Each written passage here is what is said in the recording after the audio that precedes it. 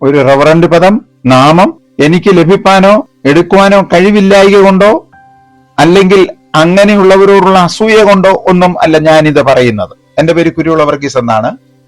കഴിഞ്ഞ 49 സംവത്സരങ്ങളായി ഈ മഹത്വമുള്ള ശുശ്രൂഷയിൽ ഞാൻ ആയിരിക്കുന്നു. വചനത്തോട് കൂട്ടുചേർക്കുന്നില്ല. G2R പ്ലാറ്റ്ഫോമിൽ എല്ലാവർക്കും വന്ദനം. ദൈവം കൊടുത്ത ആ വലിയ ന്യായപ്രമാണവും പുതിയ നിയമത്തിന് കൊടുത്തിരിക്കുന്ന രാജകീയ പൗരോഹിത്യത്തിന്റെ ന്യായപ്രമാണവും തമ്മിലുള്ള താരതമ്യ പഠനമാണ് നാം ഇപ്പോൾ പഠിച്ചുകൊണ്ടിരിക്കുന്നത്. ആത്മീയഗോളത്തിലെ സ്ഥാനമാന നാമങ്ങൾ, പേരിന്റെ മുൻപിലും പിൻപിലും ഇടുന്നതായ വാലും തലയും ഒക്കെ ഒന്ന് ചിന്തിച്ചു നോക്കണം. അതിനുവേണ്ടി മാത്രം റവറൻസ് എന്ന പദത്തിന് സാക്ഷാത്കരിക്കപ്പെട്ട മൂലാർത്ഥം കാണുക. അത് മഹോന്നതനും സകല ബഹുമാനത്തിനും യോഗ്യനായ പരിശുദ്ധ ദൈവത്തോടുള്ള ബന്ധത്തിൽ അത്രേ തിരുവചനത്തിൽ എഴുതിയിരിക്കുന്നത്.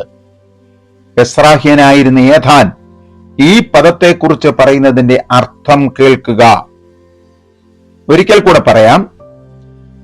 ആത്മാവും അദൃശ്യനും അരൂപിയും സ്വരൂപിയുമായ തേജോമയനായ ദൈവത്തിന് മാത്രമുള്ള പേരാണ് റവറന്റ്. അതിന് എസ്രാഹ്യനായിരുന്ന ഏഥാൻ തന്റെ സങ്കീർത്തനത്തിൽ എഴുതിയിരിക്കുന്ന പദം കൂടെ ശ്രദ്ധിക്കണം. ദൈവം വിശുദ്ധന്മാരുടെ സംഘത്തിൽ, അസംബ്ലി ഓഫ് സെയിൻസ്, ഏറ്റവും ഭയങ്കരനും, ഗ്രേറ്റ്ലി ടു ബി ഫിയേർഡ്, യഹോവയുടെ ചുറ്റുമുള്ള എല്ലാവർക്കും ഇതേ ഭയപ്പെടുവാൻ യോഗ്യനും ആകുന്നു. He is worthy to be reverenced. സങ്കീർത്തനം 89:7. റവറന്റ് എന്ന സ്ഥാനനാമത്തെ സംബന്ധിച്ച് ഏറ്റവും അധികം പ്രാധാന്യത അർഹിക്കുന്ന ഒരു തിരുവചനം കൂടെ ശ്രദ്ധിക്കുക. ദൈവം തന്റെ ജനത്തിന് വീണ്ടെടുപ്പയച്ചു. തന്റെ നിയമത്തെ, ദൈവത്തിന്റെ കമാൻഡ്മെന്റ്സിനെ എന്നേക്കുമായി, ഫോർ എവർ കൽപ്പിച്ചിരിക്കുന്നു. ആ നിയമം എന്തെന്ന് നോക്കുക. യഹോവയുടെ നാമം വിശുദ്ധവും ഭയങ്കരവും ആകുന്നു. Holy and reverent is his name. ഇതൊരു മോണോപ്പൊളി നാമമാണ്. വേറെ ആർക്കും എടുക്കുവാൻ അനുവാദമില്ല. അതായത് ദൈവത്തിന്റെ നാമം വിശുദ്ധവും ഭയങ്കരവും, ഹോളി ആൻഡ് റവറന്റ്. യഹോവയാം ദൈവം എന്ന ഏക ദൈവത്തിന് മാത്രമുള്ളതത്രേ മാറ്റമില്ലാത്ത ഈ നാമം, ഈ കൽപ്പനയെന്നും മറക്കരുത്. 111 സങ്കീർത്തനം 10 വാക്യം. എന്താ കാരണം? അവൻ മാത്രമാണ്, യഹോവ മാത്രമാണ് ജനത്തെ വീണ്ടെടുപ്പാൻ അധികാരമുള്ളതും പ്രാപ്തിയുള്ളതും. 49 സങ്കീർത്തനം നിങ്ങൾ വായിച്ചു നോക്കണം. മനുഷ്യന്റെ വീണ്ടെടുപ്പ് മനുഷ്യരാൽ സാധ്യമല്ല.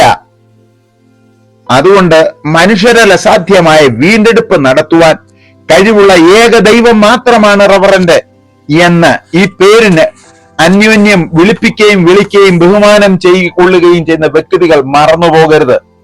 സെപ്റ്റുവജന്റ് ഭാഷാന്തരത്തിൽ ഈ വേദഭാഗത്ത് കാണുന്ന ഭാഷാപ്രയോഗവും അതിന്റെ അർത്ഥവും ഗ്രഹിക്കുമ്പോൾ മാത്രമേ ഈ നാമത്തിന്റെ ഗൗരവം ഗ്രഹിപ്പാൻ സാധിക്കുകയുള്ളൂ. അതായത് ഹോളി എന്ന ഇംഗ്ലീഷ് പദത്തിന് എബ്രായ ഭാഷയിൽ ഖാദോസ്, QADDOS, ഖാദോസ് എന്ന പദമാണ് ഉപയോഗിച്ചിരിക്കുന്നത്.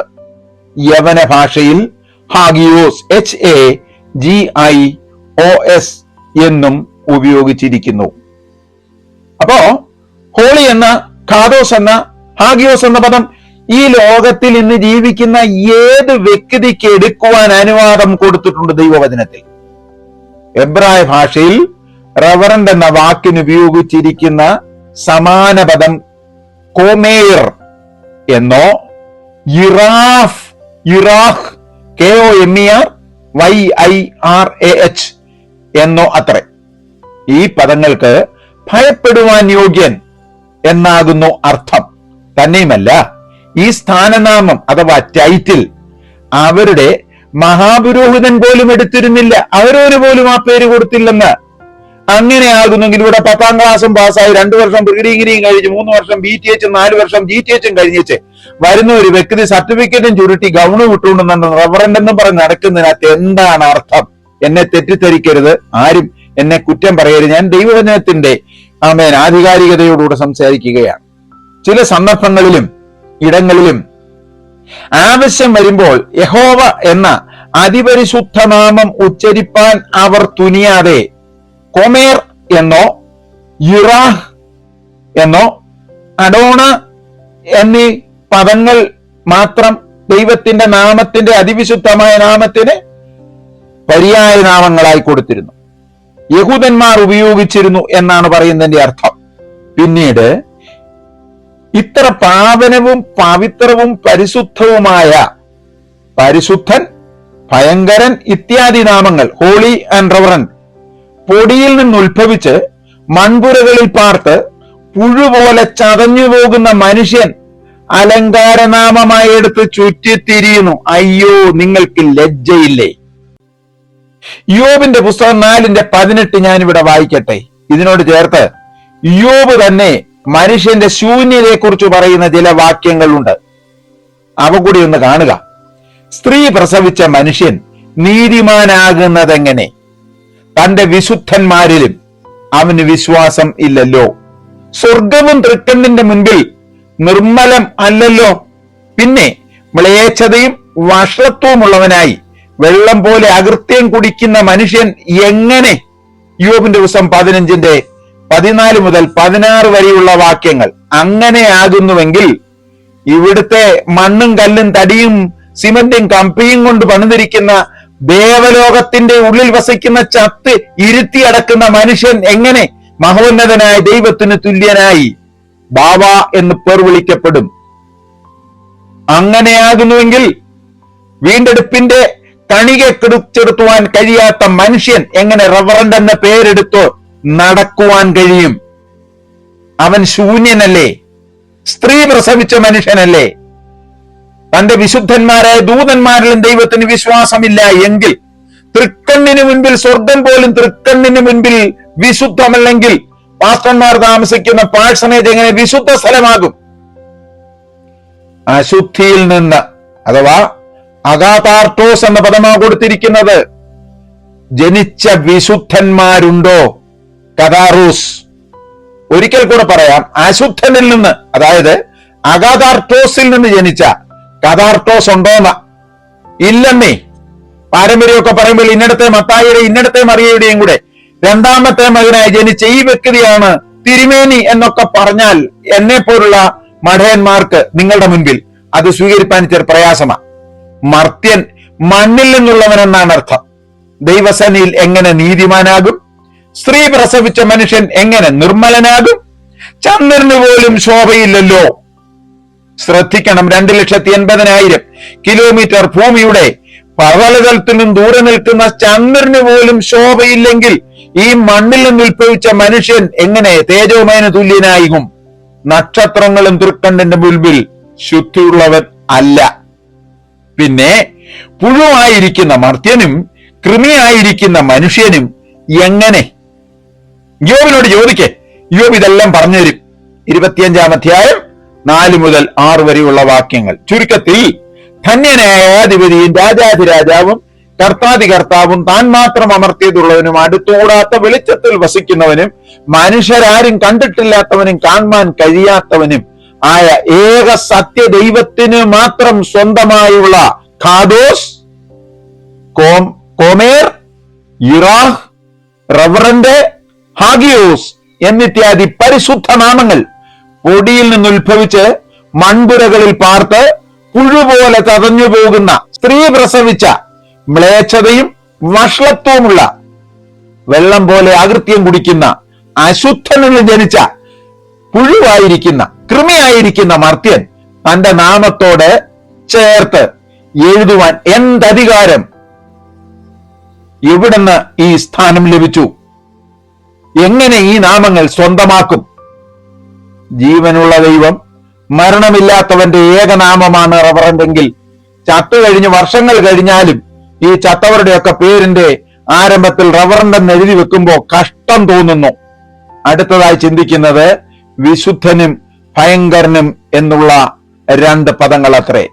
ഗ്രീക്ക് പദങ്ങളുടെ അർത്ഥം അത്രേ ഇപ്പോൾ ചിന്തിക്കുന്നത്. ഗ്രീക്ക് ഭാഷയിൽ ഈ 2 പദങ്ങളെ ഹോളി ആൻഡ് റവറൻഡ്, ഹാഗിയോസ് 1, 2 ഹെറോപ്രപ്സ് എന്ന പദമാണ് കൊടുത്തിരിക്കുന്നത്. ഈ 2 പദങ്ങളുടെ അർത്ഥം കൂടെ ഞാൻ ഈ കാര്യങ്ങൾ പറയുന്നത് ശ്രദ്ധിക്കുന്നത് നിരക്ഷരകുക്ഷികളായ ചില ഉപദേശിമാർ മാത്രമല്ല, ഈ പേരൊക്കെ ഉപയോഗിച്ചുകൊണ്ട് നടക്കുന്ന വ്യക്തികളും ഉണ്ടെന്നുള്ളത് അറിയാം. അതുകൊണ്ടാണ് ഈ പറയുന്നത്. അവർ കൂടെ ഒരു സ്വയം ശോധന ചെയ്യട്ടെ. ഹെറോപ്രപ്സ് എന്നും അത്രേ.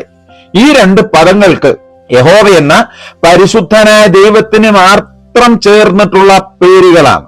അല്ലാതെ യാതൊരു മനുഷ്യനും എടുക്കുവാനോ കൊടുക്കുവാനോ എഴുതുവാനോ വിശേഷിപ്പിക്കുവാനോ വിശേഷിപ്പിക്കപ്പെടുവാനോ സ്വയം ഉപയോഗിക്കുവാനോ വേറെ പലരെയും കൊണ്ട് ആ പേര് കൊടുത്ത് വായിപ്പിക്കുവാനോ പറയുവാനോ അധികാരമില്ലെന്നുള്ളത് മറന്നു പോകരുത്. ഹാഗിയോസ് എന്ന നാമം പരിശുദ്ധനായ ദൈവത്തിന് മാത്രമുള്ള നാമം അത്രേ. ലൂക്കോസ് സുവിശേഷം 1:49, യോഹന്നാൻ എഴുതിയ സുവിശേഷം 17:11, യെശയ്യാവിന്റെ പ്രവചനം 6-ാം അധ്യായം 1 മുതൽ 4 വരെയുള്ള വാക്യങ്ങൾ, വെളിപ്പാട് പുസ്തകം 4-ാം അധ്യായത്തിന്റെ 8, 6-ാം അധ്യായം 10-ാമത്തെ വാക്യം. ഈ നാമം മണ്ണിൽ നിന്ന് ഉത്ഭവിച്ച് മൺപുരയാകുന്ന ശരീരത്തിൽ വസിച്ച് പുഴുപോലെ ചരഞ്ഞു പോകുന്ന മനുഷ്യന് അല്പായുസുള്ള മർത്യൻ എങ്ങനെ എടുക്കും? ഇങ്ങനെയുള്ള പേരുകൾ ഉപയോഗിക്കുന്ന വ്യക്തികൾ ഉത്തരം പറയുക. റവറൻഡ് എന്ന നാമമാണ് അടുത്തത്. വിശുദ്ധൻ എന്നുള്ളത് കണ്ടു. റവറൻഡ് എന്നുള്ള നാമമാണ് അടുത്തത്. ശ്രദ്ധേയമായ ഒരു പദമാണിത്. ഇന്ന് സകല ക്രിസ്തീയ സഭകളിലെയും ശുശ്രൂഷകന്മാർ എടുക്കുകയും കൊടുക്കുകയും ഒക്കെ ചെയ്യുന്ന സ്ഥാനനാമം അത്രേ. ഈ പദത്തിന്റെ അർത്ഥം ഗ്രഹിച്ചിട്ടാകുന്നു ഈ നാമം അവർ എടുക്കുന്നത് എന്ന് എനിക്കറിയുകയില്ല. റവറൻഡ് എന്ന പദത്തിനുള്ള അർത്ഥം മുൻപ് ചില വാക്കുകളിൽ നാം വിചിന്തിച്ചതത്രേ.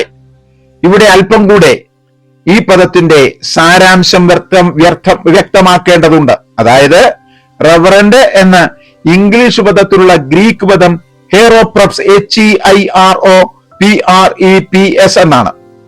ഈ പദത്തിന് suited to a sacred character അഥവാ പരിശുദ്ധമായ, ദൈവീകമായ, ദിവ്യമായ, വിശുദ്ധമായ, പൂജ്യമായ, പവിത്രമായ, അലംഘനീയമായ, വിമർശനാതീതമായ ദിവ്യ സ്വഭാവങ്ങൾക്ക് അനുയോജ്യമായ വ്യക്തി എന്നാണ് അർത്ഥം. ഈ റവറൻഡന്മാരൊക്കെ ഈ പദങ്ങൾക്ക് യോഗ്യരാണോ എന്നുകൂടെ ഒന്ന് ചിന്തിച്ചേച്ചു വേണം ഈ പേര് വാരിയിടേണ്ടത്. അപ്പൊ റവറൻഡ് എന്ന പേരിന്റെ അർത്ഥം ഒരിക്കൽ കൂടെ പറയാം.